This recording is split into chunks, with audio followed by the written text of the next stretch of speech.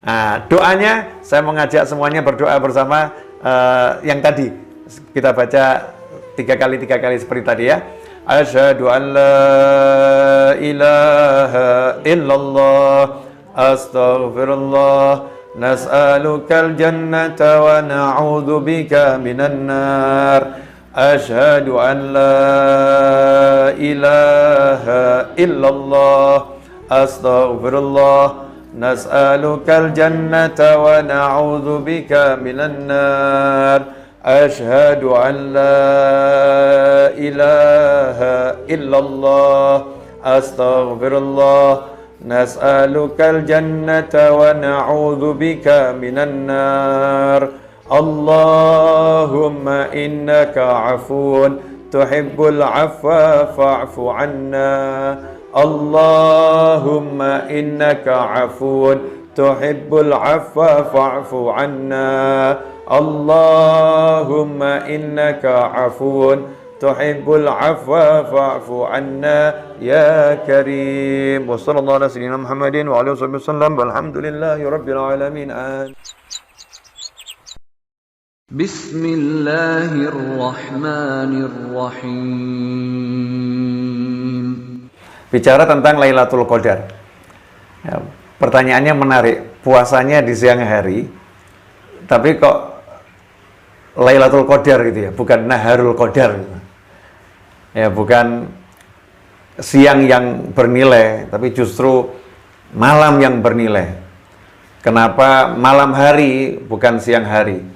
Sementara waktu puasanya itu, walaupun ibadahnya sepanjang hari Ramadan, tetapi waktu puasanya di siang hari.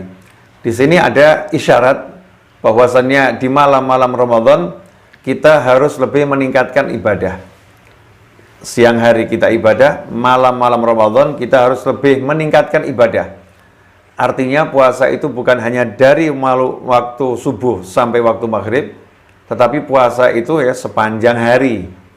Ya, ibadahnya sepanjang hari. Hanya saja yang ibadah dalam bentuk puasanya menahan lapar dan dahaga dan meninggalkan semua hal yang membatalkan puasa pada waktu mulai subuh sampai maghrib. Bukan berarti selepas maghrib dan sebelum subuh kita tidak beribadah.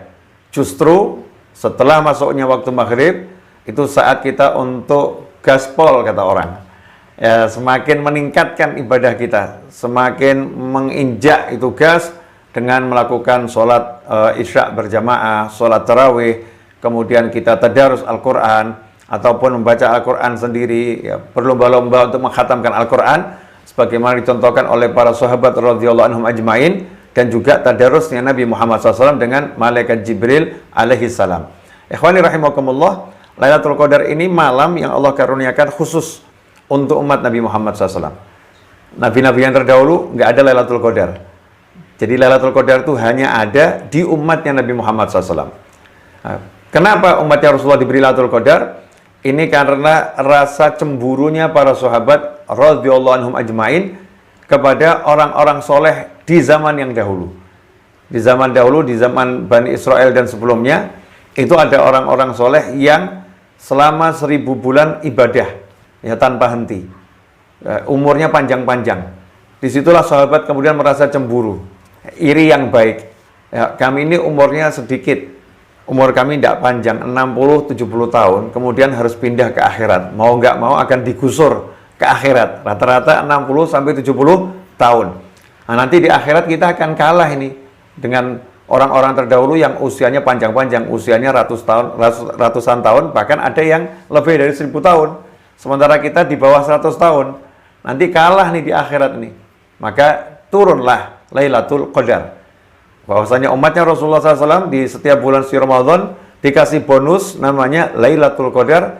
Siapa mendapatkan Lailatul Qadar, maka dia mendapatkan pahala ibadahnya orang-orang zaman dahulu yang ibadahnya 1000 bulan itu sama Allah Ta'ala dikasihkan kepada orang yang dapat Lailatul Qadar. Nah, mudah-mudahan kita termasuk yang diberi Allah Lailatul Qadar, begitu pula kedua orang tua kita, pasangan hidup kita, anak keturunan kita, sahabat kita, dan semua orang-orang yang berbuat baik kepada kita. Amin Allahumma amin. Ikhwani rahimakumullah. Nah, ciri-ciri orang yang dapat Lailatul Qadar itu seperti apa? Yang pertama jelas, orangnya tidak durhaka sama orang tua. Kalau ibadahnya seperti ibadahnya Nabi sekalipun, ibadahnya seperti ibadahnya malaikat sekalipun, kalau dia durhaka sama orang tua, tidak akan mendapatkan Lailatul Qadar. Karena itu mari kita cek diri kita masing-masing, bagaimana hubungan kita dengan orang tua kita masing-masing. Kalau hubungan kita kurang baik, maka saatnya, ya sekarang ini, bukan nunggu hari raya. Saat inilah saatnya kita perbaiki hubungan kita dengan orang tua kita. Kadang-kadang kita ini aneh, kalau hubungan sama atasan, cepat upaya yang perbaiki, takut dipecat. Berupaya yang perbaiki segera. Mohon maaf, yang belum menikah, hubungan dengan calon istri atau calon suami, nggak enak sedikit, segera pengen diperbaiki, karena takut gagal nanti. Suami istri, hubungannya renggang dikit, Masya Allah tuh suami berjuang minta maaf sama istrinya luar biasa, maafkan saya, maafkan saya. Istri berjuang minta maaf sama suaminya luar biasa, maafkan saya, maafkan saya. Demi apa? Demi menjaga agar tidak kehilangan pasangannya. Ketika kita punya teman bisnis, rekanan bisnis, ternyata dia seorang buyer yang bagus, dia konsumen yang handal, konsumen yang punya prioritas tinggi di antara konsumen-konsumen kita. Kalau kita mengecewakan hatinya sedikit, kita akan berjuang gimana caranya agar dia mau memaafkan kita. Demi apa? Keuntungan duniawi yang nggak seberapa. Tetapi ketika Allah katakan ridhullah fi ridhul walidain wa sukhtullah fi sukhtil walidain, ridha Allah bergantung ridha orang tua, amarah Allah bergantung amarah orang tua. Man asbaha murdiyan li wa muskhitan li walidayhi fa ana anhu sakhit, wa asbaha muskhitan li wa murdiyan li walidayhi fa ana anhu radin, atau kama qala sallallahu fi haditsil qudsi. Barang siapa berpagi hari dia menyenangkan aku, kata Allah Ta'ala, dengan melakukan banyak kebajikan, amal soleh, hal-hal yang buat Allah senang, tetapi dia membuat marah orang tuanya, maka aku benci kepadanya, aku nggak ridho kepadanya. Tapi barang siapa yang di pagi hari buat aku kecewa, kata Allah Ta'ala, buat aku marah, tetapi di pagi itu dia menyenangkan orang tuanya senang dengan dia karena perbuatan baiknya kepada orang tua tersebut, maka aku pun ridho kepadanya. Allah memaafkannya dan Allah pun ridho kepadanya. Ikhwani rahimakumullah, orang tua yang begitu berharga di hadapan Allah Subhanahu wa taala seringkali kita anggap biasa-biasa saja dan kurang berharga, sehingga upaya kita untuk menyenangkan, untuk meredam amarahnya tidak sebanding dengan upaya kita kepada orang lain, dan ini naudzubillah min dzalik. Sisa hari 9 hari atau berapa hari yang masih ada di bulan suci Ramadan ini, kalau kita pengen dapat Lailatul Qadar, perbaiki hubungan kita dengan orang tua kita masing-masing. Termasuk di antara orang tua adalah orang tuanya pasangan hidup kita, alias mertua. Orang tua pasangan hidup kita ini orang tua kita. Nah, seringkali dijadikan second class. Nah, seperti bukan orang tuaku itu, bukan ayahku, bukan ibuku. Itu orang tua suamiku, itu orang tua istriku. Ikhwani rahimakumullah, orang tuanya suami atau orang tuanya istri adalah orang tua kita. Pasangan hidup kita ini punya ayah dan ibu, maka ayah dan ibunya adalah orang tua kita.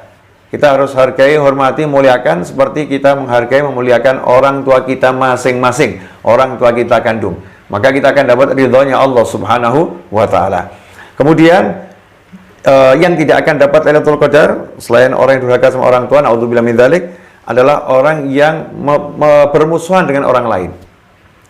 Jadi jangan nunggu Idul Fitri baru bermaaf-maafan, salah besar itu ya. Maaf-maafan kok nunggu Idul Fitri, itu salah, super salah. Karena setiap muslim itu harus segera minta maaf dan harus segera memaafkan siapapun, nggak nunggu bahkan nanti. Diceritakan seorang Habib di Hadramut sana, seorang ulama besar, suatu ketika lagi ngajar santri-santrinya, murid-muridnya, dicaci maki dengan cacian yang luar biasa, yang layak marah itu. Habibnya nggak marah. Ya, ulamanya ini nggak marah, dicaci maki, dihina oleh seorang di dalam masjid di depan murid-muridnya. Beliau diam saja. Kemudian beliau pulang ke rumah. Sampai di rumah beliau menangis. Ya, beliau menangis. Istrinya pun bertanya, kenapa kamu menangis?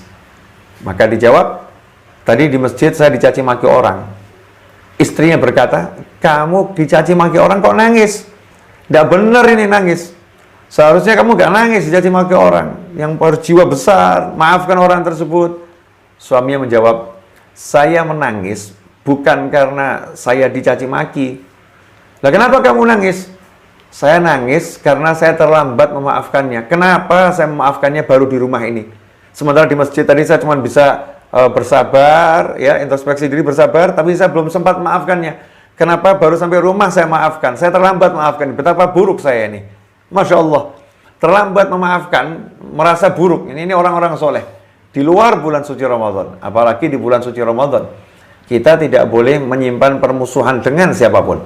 Orang yang bermusuhan dengan orang lain, musyahin, orang yang bermusuhan dengan muslim yang lain, maka tidak akan mendapatkan rahmat, ampunan, pembebasan dari siksa api neraka, dan Lailatul Qadar. Semua bonus besar itu diblokir, ya, rekeningnya diblokir oleh Allah Subhanahu wa Ta'ala, sehingga dia tidak bisa mendapatkannya. Karena itu, kalau kita masih punya permusuhan dengan siapapun, maafkan. Karena rugi adalah kita sendiri yang rugi, bukan orang lain. Kalau kita punya hati memusuhi orang, hati kita yang sakit. Ruang gerak kita pun akan jadi terbatas. Ruangan di mana ada orang yang kita musuhin, kita akan nggak nyaman masuk di dalamnya. Suatu forum di mana ada orang yang kita musuhin, kita nggak akan nyaman masuk di forum tersebut. Sehingga ruang gerak kita menjadi sempit, menjadi terbatas. Tapi kalau hati kita ini lapang, sebagaimana tadi Pak Samsir di awal sambutannya mengatakan, Rabbi shrah li sadri wa yassir li amri wahlul 'uqdatam min lisani yafqahu qawli, mengutip doanya Nabi Musa alaihissalam. Kalau hati kita lapang, maka urusan kita semua akan jadi mudah. Makanya minta, ya Allah lapangkan hatiku, ya Allah mudahkan urusanku. Ya, kalau hatinya ini lapang, maka urusannya semua nanti akan jadi mudah. Karena itu nggak boleh ada seorang muslim punya hati yang menyimpan kebencian pada muslim yang lain, apalagi kebencian kepada kakak kandungnya, adiknya, pamannya, bibiknya, sanak kerabatnya, ya, orang-orang yang punya hubungan kekerabatan itu jauh lebih nggak boleh. Kepada orang lain yang jauh pun nggak boleh kita memusuhin, apalagi kepada sanak kerabat. Yang rugi kita sendiri, dunia rugi, akhirat sendiri. Kita akan rugi yang besar. Karena kalau kita nggak memaafkan orang lain, nanti di akhirat udah berandai-andai saja kita insya Allah masuk surga. Amin, Allahumma amin. Ya, masuk surga. Rombongannya rombongan keren nih. Rombongannya orang-orang besar, semua ulama-ulama besar. Kita masuk surga nih. Udah jalan bareng ulama-ulama mau masuk surga. Tiba-tiba kita akan di stop oleh penyekatan. Ya, penyekatan masuk surga. Nanti masuk surga ada penyekatan-penyekatan juga. Ya, walaupun lancar masuk surga, tapi ada yang disekat. Siapa yang disekat? Orang yang masih belum menyelesaikan urusannya dengan manusia yang lain. Ini ada fulan di dunia, dulu belum kamu maafkan. Sekarang fulan lagi disidang di akhirat ini, kamu harus dihadirkan sebagai saksi. Dan itu tidak boleh ada persidangan di surga. Persidangannya harus di luar surga. Ikhwani rahimakumullah. Sudah di dunia dia buat kita ruwet, di akhirat membuat kita ruwet lagi. Masya Allah. Apakah kita mau seperti itu? Jadi kita harus berpikir yang cerdas. Berpikir yang cerdas. Nah, kalau emang ada orang buat kita sebel, buat kita nggak enak, nggak nyaman di dunia ini, jangan sampai di akhirat buat kita sebel, di akhirat buat kita nggak nyaman. Maka kita maafkan orang tersebut. Kita katakan, aku adalah laut. Ya, aku adalah laut, jadi ya maafin semua orang. Gitu aja kok repot. Cuma ngasih maaf kok susahnya luar biasa. Wah, dia mantan suami saya, Habib, Ustadz, Kiai, dia mantan suami saya. Dia nyepelin luar biasa. Dia dulu menzolimi saya luar biasa. Dia, Masya Allah, sudah jadi mantan masih nyusahin, kan luar biasa. Nah, udah jadi mantan masih nyusahin, nanti di akhirat mau nyusahin lagi. Apakah kita akan seperti itu? Apakah kita mau yang jadi seperti itu? Maka harus berpikir cerdas. Lah, hati saya akan saya buat lapang, saya maafkan semua orang. Di dunia saya mau nyaman, di akhirat saya mau jauh lebih nyaman. Kemudian yang ketiga, kelompok manusia yang tidak akan mendapatkan Lailatul Qadar adalah mudmunul khamr. Orang yang kecanduan miras atau narkoba dan sejenisnya. Ya, kecanduan minuman keras atau obat-obat yang memabukkan dan sejenisnya, maka orang-orang yang seperti itu, naudzubillah min dzalik, tidak akan mendapatkan Lailatul Qadar, tidak akan mendapatkan ampunan Allah Ta'ala. Karena itu masih ada waktu. Siapapun kita, kalau kita punya satu di antara tiga hal tadi, mari kita bertobat pada Allah Subhanahu wa Ta'ala. Kemudian ikhwani rahimakumullah, gimana caranya biar dapat Lailatul Qadar? Ya, caranya yang tiga tadi dihindari. Kemudian ada tambahan lagi. Apa itu? Jangan pernah meninggalkan sholat berjamaah, khususnya sholat isya. Sholat isya berjamaah. Karena ada dalam sebuah hadis disebutkan, siapa yang sholat isya-nya berjamaah, selalu selama bulan suci Ramadan, maka dia telah mendapatkan Lailatul Qadar. Jadi kalau kita isyaknya berjamaah, kita dapat tiket nih, tiket dapat Lailatul Qadar. Syaratnya kita ikut sholat isya berjamaah. Nah kalau kita sholat isyaknya nggak berjamaah, maka kita akan kehilangan kesempatan nih dapat Lailatul Qadar. Ya, kecuali kalau mungkin ada uzur yang berat sehingga tertinggal jamaah karena uzur, bukan karena kemalasan, bukan karena kesengajaan, tapi karena suatu hal tidak bisa berjamaah, maka Allah Maha Pengasih, Allah Maha Penyayang. Tapi kalau kita udah rajin jamaah isya ini berjamaah, insya Allah kita dapat Lailatul Qadar. Kemudian berikutnya, kalau kita pengen dapat Lailatul Qadar, kita doakan muslimin wal muslimat, kita doakan orang-orang soleh untuk dapat Lailatul Qadar. Kita doakan, ya Allah, beri umat Rasulullah semuanya dapat Lailatul Qadar, jadikan semua umat Rasulullah dapat Lailatul Qadar. Terus kita pilih orang-orang khusus. Ya Allah, jadikanlah fulan dapat Lailatul Qadar, jadikan fulan dapat Lailatul Qadar. Kenapa seperti itu? Karena ketika kita mendoakan orang lain tanpa pengetahuan orang tersebut, maka akan ada malaikat yang berkata kepada kita, minta sama Allah Ta'ala, walaka mithluh, untukmu juga hal yang sama. Ya Allah, beri dia yang sama, beri dia Lailatul Qadar juga. Malaikat yang mendoakan kita dapat Lailatul Qadar ketika kita mau mendoakan orang lain untuk dapat Lailatul Qadar. Karena itu jadikan kebiasaan agar kita berdoa dengan bentuk jamak. Ya Allah, beri kami Lailatul Qadar. Sambil kita niatkan kami itu siapa? Pasangan hidup, orang tua, sahabat, kawan, teman-teman, umat Islam semuanya. Doakan semuanya dapat Lailatul Qadar. Nanti insya Allah kita akan dapat keuntungan yang besar. Feedbacknya itu kita. Ya, kita akan dapat feedback yang besar dari Allah Subhanahu wa Ta'ala. Kemudian selanjutnya jangan lupakan doa yang diajarkan Nabi SAW kepada istri tercinta beliau Sayyidatuna Aisyah radhiyallahu anha.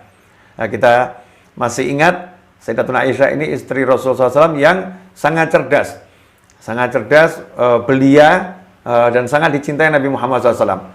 Karena itu pernah suatu ketika Sayyidatuna Aisyah radhiyallahu anha bertanya pada Nabi Muhammad SAW, "Duhai Rasulullah, kalau saya ketemu malam Al-Qadar, saya harus minta apa gitu? Apa yang harus saya ucapkan? Minta apa sama Allah Ta'ala?"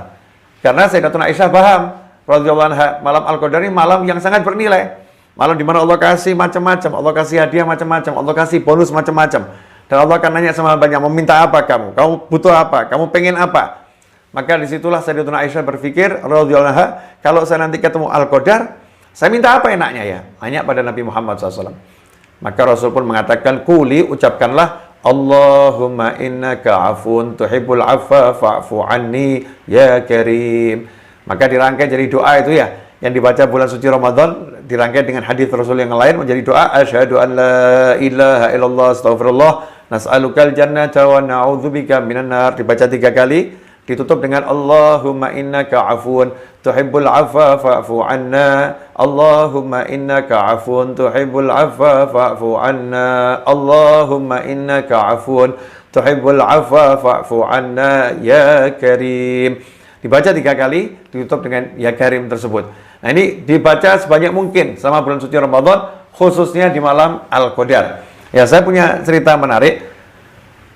Salah seorang temannya sepupu saya, berbelas-belas tahun yang lalu, salah seorang teman sepupu saya, yang dulunya dia masih di masa lampaunya, dia beberapa kali minum minuman keras. Kemudian dia bertobat pada Allah Ta'ala. Kemudian bektinya sama ibunya luar biasa, sangat berbakti pada ibunya. Nah, suatu hari di bulan suci Ramadan, ba'dal asar, setelah waktu asar, biasa berdua boncengan naik motor sama sepupu saya, cari santap berbuka untuk keluarga di rumah. Nah, karena berangkat tuh belum sholat asar, biasa memang seperti itu, cari masjid untuk sholat asar berjamaah di masjid. Biasanya demikian, kalau masjidnya udah jamaahnya selesai, ya berjamaah sendiri. Motor diparkir oleh sepupu saya, kemudian temannya wudhu, temannya sholat sunnah di masjid. Sepupu saya kemudian berwudhu. Nah, apa yang terjadi?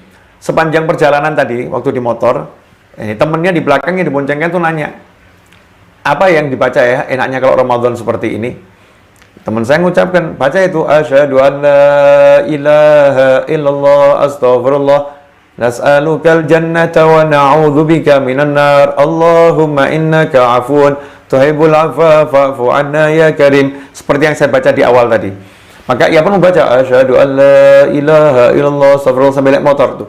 Sampai ke masjid yang tadi sudah saya ceritakan, kemudian wudhu dan seterusnya. Nah, temannya sepupu saya sholat sunnah. Ketika sholat sunnah takbir, ya tiba-tiba terjatuh. Allahu Akbar, terus terjatuh. Ternyata terjatuhnya itu meninggal dunia. Jadi Allahu Akbar, meninggal dunia. Jadi meninggal dunia husnul khotimah. Dalam keadaan sholat di masjid, dalam keadaan berpuasa. Itu barokah dari baca doa tersebut. Jangan kemudian jadi takut. Waduh Habib, nanti kalau saya baca kemudian saya mati gimana? Masya Allah. Nah, ini pola pikir yang salah. Jadi kita baca insya Allah panjang umur. Tapi kalau umurnya datang, ya insya Allah husnul khotimah. Ya, husnul khotimah. Nah, minimal apa? Minimal kalau kita baca doa tersebut, kalau kita ketemu Lailatul Qadar dan kita nggak paham, maka kita udah minta yang terbaik. Sesuatu yang Rasul ajarkan SAW kepada istrinya tercinta. Nggak mungkin yang nggak baik. Pasti yang super, the best yang diberikan oleh Nabi SAW kepada istrinya. Ucapkan ini. Allahumma innaka afun tuhibbul afwa fa'fu anni atau fa'fu anna. Duhai Allah yang maha pemaaf, tolong maafkan kami. Tolong maafkan saya. Minta maaf sama Allah. Jadi permohonan terbaik sama Allah itu minta maaf. Ya, minta maaf sama Allah itu yang paling baik. Dan kita nggak akan dimaafkan sama Allah kalau kita nggak memaafkan orang lain. Kalau kita suka maafkan orang lain, maka kita akan dimaafkan oleh Allah Subhanahu wa Ta'ala. Nah, ini di antara tips gimana caranya biar kita dapat barokahnya Lailatul Qadar. Nah, yang yang terakhir, ini 10 hari terakhir tersisa ini, mari kita lebih peka kepada orang-orang di sekitar kita. Sanak kerabat, karyawan, meskipun sudah kita kasih gaji itu karyawan kita, bawahan kita udah dikasih gaji, kalau kita sebagai bos punya anak buah, mungkin udah dapat gaji dari kantor, tapi ya kita sadar diri, mawas diri. Gaji kantor ini cukup nggak sih buat teman-teman kita itu? Kalau nggak cukup, kita tahu harga beras sekarang 1 kilo berapa, dia untuk zakat fitrahnya 3 kilo, pendapat yang lebih aman 3 kilo, umumnya 2,5, ya tengah-tengahnya 2,7 kilo. 3 kilo kalau dia anaknya 5, dia sendiri 1, istrinya 1, udah 7. Ya, 7 kali 3, 21. 21 kilo, 20 kilo harus dia siapkan untuk zakat fitrahnya. Berapa uang yang harus dia keluarkan? Mungkin buat sebagian besar ringan, tapi buat sebagian besar itu berat. Ya, maka kita lihat nih, sekitar kita, teman-teman kita di kantor, yang gajinya mungkin jauh di bawah kita. Siapkan nih uang ya, untuk membantu saudara-saudara kita. Uang, cash, ya lebih manfaat daripada kasih pakaian, kasih apa sekarang ini modelnya orang kasih itu anter-anter itu kan ya, apa tuh pampers. Oh, pampers salah ya, hampers, hampers. Ya, sedikit canda biar nggak tegang ini. Wajahnya banyak tegang-tegang ini. Nah, hampers itu boleh sih kasih hampers, tidak jadi masalah. Tapi kalau apa namanya orang yang butuhnya uang kasih hampers kan sayang nanti, kurang tepat sasaran. Nah, untuk saudara-saudara kita yang memang gajinya itu jauh di bawah kita, kita mampu menghitung lah, oh ini nggak mungkin cukup ini, nggak mungkin cukup. Nah, kita ambil berapa orang, nih, saya kasih dia di luar THR, ya di luar gaji kantor, bagian dari sedekah saya. Karena sedekah itu di bulan Ramadan sangat dianjurkan. Nabi Muhammad SAW adalah manusia yang paling dermawan. Tapi beliau adalah manusia yang super dermawan di bulan suci Ramadan. Ajwad ya, yang paling dermawannya Rasul di bulan Ramadan. Bulan lain sudah paling dermawan, di bulan Ramadan super dermawan. Nah, ini harus kita contoh. Kita harus bisa menjadi manusia yang lebih dermawan. Jangan nunggu udah nanti hari raya saja deh. Saya mau bagi-baginya hari raya. Butuhnya bukan hari raya, sebelum hari raya butuhnya. Jangan kita salah berpikir. Kalau hari raya mau kasih lagi, alhamdulillah, semakin bagus, semakin banyak yang diberi akan semakin berkah, semakin bagus untuk orang banyak dan untuk kita dunia maupun akhirat. Mudah-mudahan yang saya sampaikan 25 menit ini manfaat. Jazakumullah khairan. Ya, saya tidak akan bicara panjang-panjang, tapi mudah-mudahan barokah bisa kita amalkan. Tolong sampaikan sama yang lain. Kalau masih mungkin ada yang hubungannya dengan orang tuanya kurang baik, Anda mengetahuinya, tolong sampaikan dengan cara yang baik, sampaikan dengan cara yang santun, agar berubah. Karena keberkahannya akan dicabut sama Allah Ta'ala, tidak ada barokahnya. Sekaya apapun dia, setampan apapun dia, secantik apapun dia, setinggi apapun pangkat dan jabatannya, sehebat apapun ilmunya, la syai' indallah. Nggak ada nilainya di sisi Allah Subhanahu wa Ta'ala, dan tidak ada nilainya di sisi makhluk-makhluk yang dicintai Allah Ta'ala. Di sisi para anbiya wal mursalin, di sisi malaikatul muqarrabin, di sisi bahkan batu-batu di sekitarnya sebetulnya lagi melaknat dia itu. Tempatnya dia pinjak marah sama dia, karena semua yang dimurkai Allah, makhluknya Allah semua juga murka sama dia, selain manusia dan jin. Ya, karena manusia dan jin karena taklif, sehingga ditutup, dihijab dan terhijab. Mudah-mudahan kita kelak termasuk orang-orang yang tidak terhijab, bisa mengenal Allah Subhanahu wa Ta'ala dan mendapatkan ridho Allah Ta'ala dengan ridhonya orang tua kita masing-masing. Amin. Mohon maaf atas segala kekurangan. Jazakumullah khairan atas waktunya. Wa'alafu minkum. Wassallallahu ala sayyidina Muhammadin wa alihi wasallam. Walhamdulillahi rabbil alamin. Wassalamualaikum warahmatullahi wabarakatuh. Ya Arham